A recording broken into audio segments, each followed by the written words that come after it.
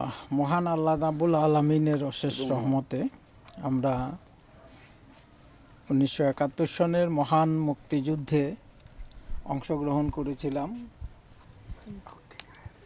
আমরা প্রথম ব্যাচে ভারতে ইকোয়ান ট্রেনিং সেন্টার থেকে ট্রেনিং করে আসি এবং আমাকে বাড়ির কাছাকাছি হিসাবে এই সাবসেক্টর দেয়া হয়, জেলা সাবসেক্টরে। এখানে তখন মুক্তিযোদ্ধা বেশি ছিল না, পরবর্তীতে ক্রমান্বয়ে মুক্তিযোদ্ধার সংখ্যা বাড়ে, আরও ব্যাচের পর ব্যাচ ট্রেনিং হতে থাকে এবং প্রথম এক সেকশন নিয়ে আসি এবং পরে সেটা প্লাটুনে পরিণত হয় বাড়তে বাড়তে। এরপরে এক সময় কোম্পানি হয়, তখন আমার নামেই সেই কোম্পানিটাকে বলা হতো ইদ্রিস কোম্পানি। এবং এরপরে এক সময় sector commander general Mir Shawkat Ali সাহেব আসেন এবং সাবসেক্টর কমান্ডার আবু সৈয়দ হেলাল উদ্দিন সাহেব আসেন। ওনারা এসে আমাদেরকে আরও সুবিন্যস্ত করেন, বিভিন্ন ভাগে ভাগ করে বিভিন্ন এরিয়া করে দিয়ে দেন। এরপর যুদ্ধ তো অনেকগুলোতেই অংশ নিয়েছি, তার মধ্যে উল্লেখযোগ্য যুদ্ধ যেটা ছাতক অপারেশন। ছাতক সিমেন্ট ফ্যাক্টরিতে পাক সেনারা ছিল। এই পাক সেনাদের অবস্থানে আমরা হামলা করার জন্যে অগ্রসর হয়ে গিয়েছিলাম। আমাদের সাথে ছিল কর্নেল সাফায়াত জামিল এর একটা ব্যাটালিয়ান। এর দুটো কোম্পানি ছিল, থার্ড বেঙ্গলের ছিলেন কর্নেল আকবরের নেতৃত্বাধীন একটি কোম্পানি এবং পরবর্তীতে মেজর জেনারেল আনোয়ার হোসেনের একটি কোম্পানি।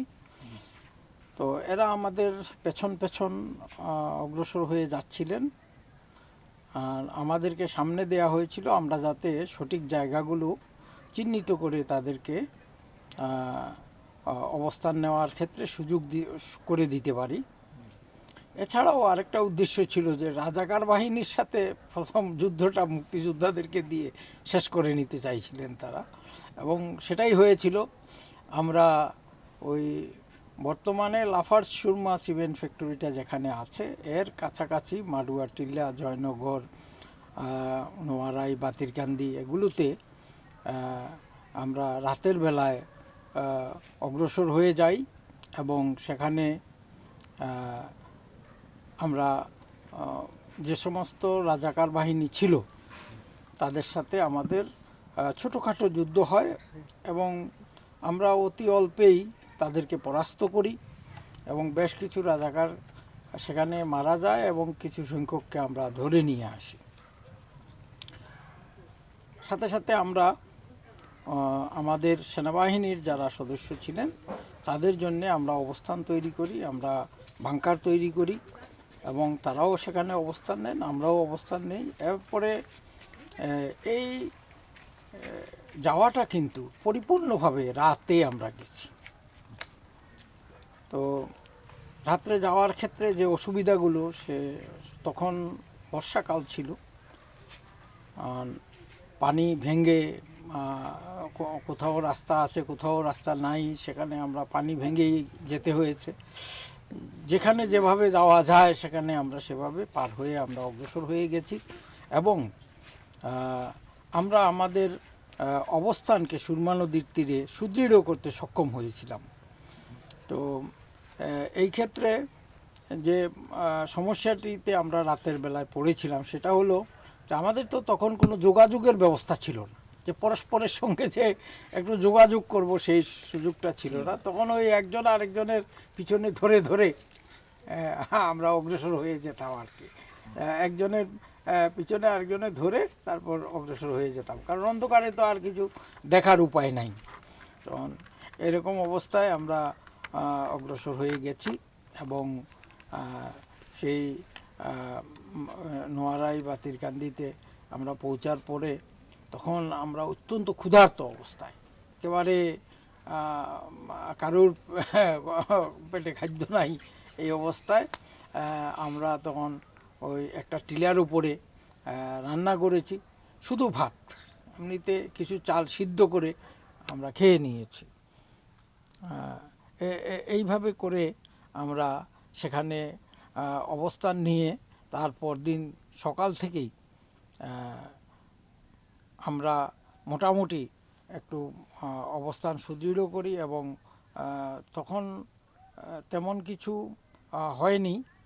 কিছু মানুষ কেবল জয় বাংলা স্লোগান দিয়ে আমাদের সাথে এসে যোগ দিয়েছে এবং দুপুরের দিকে তারা আমাদেরকে খাওয়া দাওয়ার খুব সুন্দর ব্যবস্থা করেছে, আমরা খেয়েছি। স্যার, স্বাধীনতা 40 বছর তো আমরা উদযাপন করছি, আমাদের দেশটা কোথায় গিয়েছে? আপনারা যখন যুদ্ধ করতেন দেশের জন্য ভালোবাসা, সেই দেশের কী অবস্থা মনে হয় আপনার? আমার মনে হয় আমরা অনেক উন্নতি লাভ করেছি, কারণ আমি আমার ছাত্র জীবনে যেটা দেখেছি, পাকিস্তান আমলে সেই সিলেট যাওয়ার সময় লামাকাজিতে আমরা দেখতাম যে একটা ব্রিজ এই 23 বছর ভরা পাকিস্তান কেবল তৈরিই করলো, কিন্তু ব্রিজটা আর হলো না। তো সুরমা নদীর ওপর আজকে একটা নয়, দুটো নয়, অনেকগুলো ব্রিজ বিভিন্ন জায়গায় হয়েছে। কুশিয়ারার উপর হয়েছে, বিভিন্ন নদীর উপর, যমুনা সেতু হলো, বিভিন্ন বঙ্গবন্ধু সেতু। তো এইভাবে বিভিন্ন নদীর উপর আমরা সেতু তৈরি করতে পেরেছি, রাস্তা তৈরি করতে পেরেছি। এবং বিশেষ করে যে একটা নীরব বিপ্লব হয়েছে সেটা হলো এই দেশের মানুষ বিদেশে, বিশেষ করে মধ্যপ্রাচ্যের বিভিন্ন দেশে কর্মসংস্থানের জন্য যেতে পেরেছে, যেটা পাকিস্তানে আমরা থাকলে হয়তো পাকিস্তানের মনোপলি থাকতো, আমরা যেতে পারতাম না, আমাদের এই সুযোগ হয়তো হতো না। যে কারণে আজকে এই অঞ্চলে যেখানে আমি ভিক্ষা করে মানুষের বাড়ি বাড়ি ঘুরে ধান এনে স্কুল করেছিলাম, সেখানে আজকে মিটিং করেছি, সেখানে লক্ষ টাকা মিটিংয়ের মধ্যে উপস্থিত হয়ে গেছে। তখন আরও মানুষ নিজেরা একটা কক্ষ নিজে তৈরি করে দেবে এমন প্রতিশ্রুতি দিচ্ছে। তো এই যে অবস্থাটা, মানুষের পরিবর্তন হয়েছে এবং এর পেছনে এই প্রবাসীদের কষ্টার্জিত আয় একটা বিরাট আয়। এছাড়াও গার্মেন্টস শিল্পে আমরা উন্নতি করেছি। যোগাযোগের ক্ষেত্রে তো উন্নতির কথা বললাম, যে আমরা দেশে রাস্তাঘাট, ব্রিজ কালভার্ট অনেকগুলো করতে পেরেছি। শিক্ষার ক্ষেত্রে আমি যেখানে ছাতক হাই স্কুলে পড়তাম, একটা মাত্র হাই স্কুল ছিল ছাতক দুয়ারা দুটো উপজেলায় মিলে, এবং সেই ক্ষেত্রে আজকে এই দুটো উপজেলায় মোট 60টি হাই স্কুল আছে, তার সাথে আবার মোট 60টি কলেজ আছে, মাদ্রাসার সংখ্যাও একই হারে আছে। তখন এগুলো সবগুলোই কিন্তু এই বাংলাদেশে স্থাপিত হয়েছে, এই বাংলাদেশ আমলে স্থাপিত হয়েছে। এবং শিক্ষাক্ষেত্রে আজকে আমার এই শিক্ষা প্রতিষ্ঠান, যেখানে 17 জন নিয়ে শুরু করেছিলাম পাকিস্তান আমলে, সেই শিক্ষা প্রতিষ্ঠানে আজকে 11 সনে 1054 ছাত্র, আর 12 সনে সেই সংখ্যা 1400 ছাড়িয়ে যাবে এমন আমরা অনুমান করতে পারছি। যে কারণে আমরা আরও 3টি রুম নির্মাণের ব্যবস্থা নিচ্ছি। তো এই যে পরিবর্তন, এই পরিবর্তনটা আসলেই কিন্তু বাংলাদেশের স্বাধীনতার কারণেই আমরা করতে পেরেছি। এবং আজকে যারা আমরা বিভিন্ন পদ পদবি নিয়ে কাজকর্ম করছি, সরকার পরিচালনা করছি, ব্যাংক, বিমা, রেল বা সকল ক্ষেত্রেই আমরা যে সার্ভিসে আমরা নিজেরা যোগদান করছি, কর্ম করছি, নেতৃত্ব দিচ্ছি, সেই সুযোগ কিন্তু পাকিস্তান আমলে ছিল না। আমি দেখেছি ছাতকে একজন সিও ছিলেন বিহারি, দস্তখত দিতে তার কলম হয়তো ভেঙে যায় বলে মনে হতো আমার, কিন্তু তিনি ছিলেন সার্কেল অফিসার, তিনি ঠিকমতো ইংরেজি বলতে পারতেন না, অথচ তিনি সার্কেল অফিসার ছিলেন। আমরা বুঝতে পারিনি তাদের ব্যাপারটা, তারা কেন নীরব। আমরা ভেবেছি হয়তো তারা কোনো কৌশল নিয়েছে, অথবা হয়তো এই মুহূর্তে তারা এখানে নাই, এই ধরনের আমরা ঠিক চিন্তা করে কুলাতে পারছি না যে কী অবস্থা।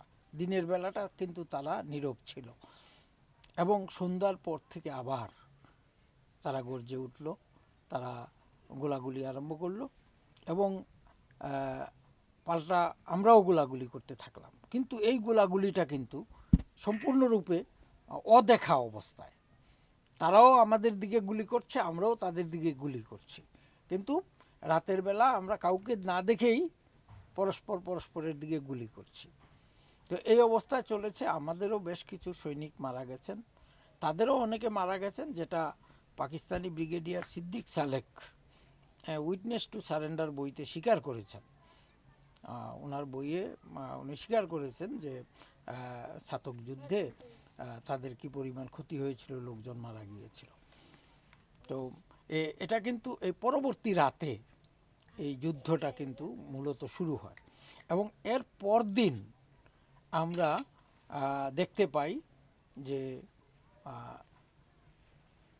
সুনামগঞ্জ এবং টেংরাটিলা থেকে পাক বাহিনীর কিছু সৈনিক অগ্রসর হতে থাকে পশ্চিম দিক থেকে, যেটা আমাদের ব্রিগেডিয়ার মহসিন উদ্দিন চৌধুরী, আপনি জানবেন, যিনি জিয়া হত্যা মামলায় ফাঁসি হয়েছিল যার, ওনার কোম্পানিটা ছিল দোয়ারা বাজারে সুনামগঞ্জের রাস্তা কাট আপ করার জন্য, কিন্তু ওনারা ফেল করেছিলেন, যে কারণে এরা এদিক দিয়ে আমাদেরকে এসে আবার পশ্চিম দিক থেকে আক্রমণ করার সুযোগ পেয়েছিল।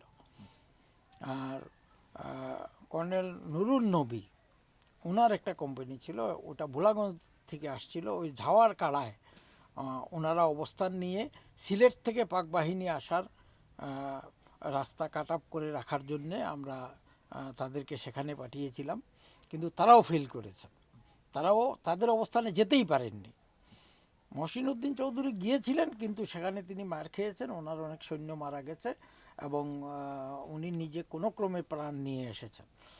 আর নুরুল নবী সাহেব ওনার অবস্থানে যেতেই পারেননি, যে কারণে আবার সিলেট থেকে তাদের হেল্প, সুনামগঞ্জ থেকে তাদের হেল্প আসতে শুরু করে, এবং এরপরে আমরা মোটামুটি পরদিন আমরা যে অবস্থা দেখলাম, প্রথম রাতের যুদ্ধ সংগঠিত হওয়ার পরের দিন আমরা একেবারে আবদ্ধ হয়ে যাচ্ছি, চারদিক থেকে আমরা বেষ্টিত হয়ে যাচ্ছি। তো এর পরের রাতে আমরা আবার ব্যাক করি, আমরা যারা প্রাণ নিয়ে বেঁচে আছি তারা ব্রেক করি, আর আমাদের মধ্যে অনেকেই সেদিন প্রাণ হারিয়েছেন। যাই হোক, এই যুদ্ধটা আমরা যদিও জয় করতে পারি নাই, কিন্তু পাকিস্তানি সেনাদের যে স্থানীয় যে রাজাকার বেস, এটাকে কিন্তু আমরা সম্পূর্ণ ধ্বংস করে দিয়েছিলাম, এবং এর পরে আর তারা কোনো রাজাকার বাহিনী এখানে গঠন করার সুযোগ পায় নাই, এবং তারা আর ছাতক থেকে বাইরে বেরিয়ে কোনো দিকে যাওয়ার মতন সাহস করে নাই। এবং এরপরে ক্রমান্বয়ে আবার আমরা শক্তি সঞ্চয় করে অগ্রসর হই এবং ছাতক জয় করি।